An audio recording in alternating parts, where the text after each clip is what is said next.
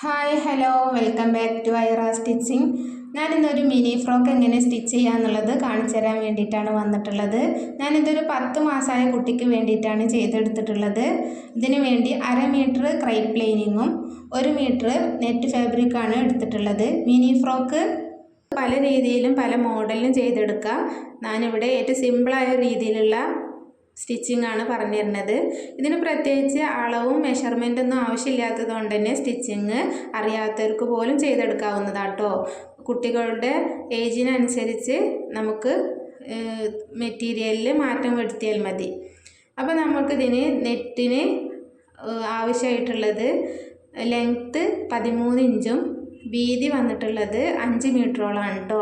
13 inch ലെങ്ത്തിൽ 5 മീറ്ററോളം വീതി കിട്ടുന്ന രീതിയിൽ നെറ്റ് കട്ട് ചെയ്തെടുക്കുക. അതിന് ശേഷം ലൈനിങ് ഒരു 30 ഇഞ്ച് വീതിയിൽ 14 ഇഞ്ച് ലെങ്ത്ത് വരുന്ന രീതിയിൽ ലൈനിങ്ങും കട്ട് ചെയ്തെടുക്കുക കേട്ടോ.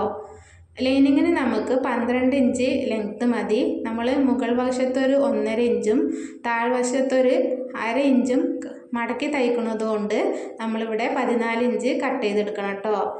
മേൽവശത്ത് 1.5 ഇഞ്ചും അടിവശത്ത് 1/2 ഇഞ്ചും മടക്കി തയ്ച്ച് കഴിഞ്ഞാൽ നമുക്കിതിൻ്റെ ലെങ്ത്ത് 12 ഇഞ്ച് കിട്ടും. ഇനി നമുക്ക് സ്ട്രാപ്പാണ് ആവശ്യമായിട്ടുള്ളത്. സ്ട്രാപ്പിൻ്റെ വീതി വന്നിട്ടുള്ളത് 2.5 ഇഞ്ചും നീളം വന്നിട്ടുള്ളത് 6 ഇഞ്ചാണ് കേട്ടോ.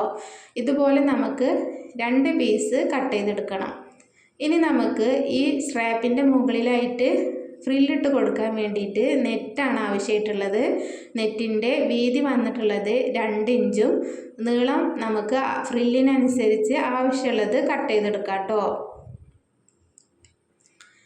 അപ്പോൾ നമ്മൾ ലൈനിങ്ങിൻ്റെ മുകൾ വശത്തായിട്ട് 1.5 ഇഞ്ച് മടക്കി തയ്ച്ചിട്ടുണ്ട്.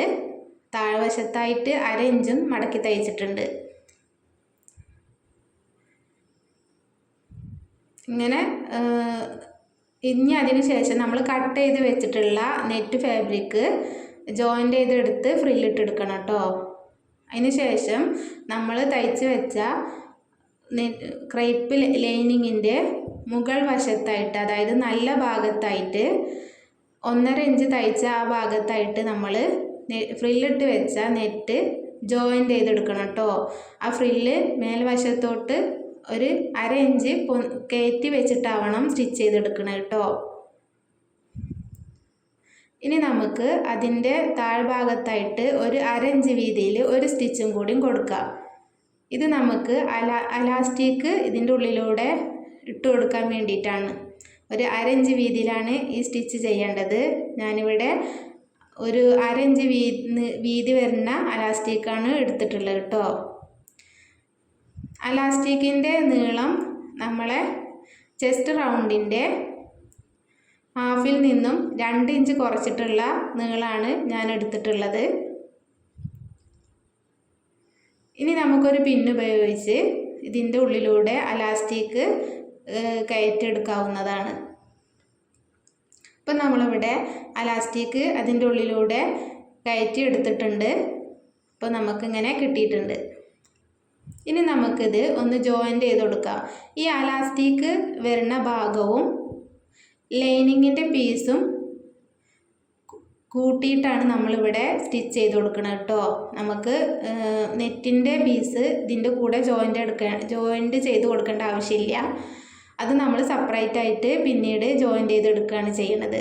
ഇപ്പം നമ്മളിവിടെ ഫുള്ളായിട്ട് ജോയിൻ്റ് ചെയ്തെടുത്തിട്ടുണ്ട്. ഇനി നമുക്ക് ഇതിൻ്റെ മുകളിലോട്ടായിട്ട് സ്ട്രാപ്പ് സ്റ്റിച്ച് ചെയ്തെടുക്കാം. അപ്പം നമ്മളിവിടെ സ്ട്രാപ്പ് സ്റ്റിച്ച് ചെയ്തെടുത്തിട്ടുണ്ട്.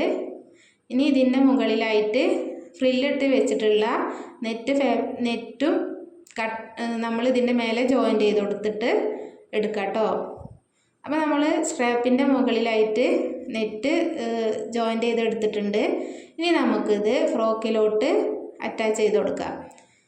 ഇനി ഇത് ഫ്രോക്കിൻ്റെ ചീത്ത വശത്തായിട്ടാണ് വെച്ച് കൊടുക്കേണ്ടത്.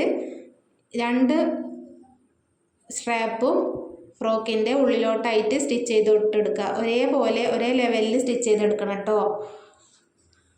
അപ്പോൾ നമ്മളിവിടെ സ്റ്റിച്ച് ചെയ്തെടുത്തിട്ടുണ്ട്. നമ്മളെ ഫ്രോക്ക് ഏകദേശം രൂപ കിട്ടിയിട്ടുണ്ട് അല്ലേ. ഇനി നമുക്ക് സ്ട്രാപ്പിൻ്റെ മുകളിലായിട്ട് ഒരു ഭംഗിക്ക് വേണ്ടി ചെറിയൊരു ബോ ചെയ്ത് കൊടുക്കാം. ഞാനിവിടെ ഒരു ബോ ചെയ്ത് കൊടുത്തിട്ടുണ്ട്. അതിൻ്റെ മുകളിലായിട്ട് ചെറിയൊരു സ്റ്റോണും ഒട്ടിച്ചു കൊടുത്തിട്ടുണ്ട് കേട്ടോ.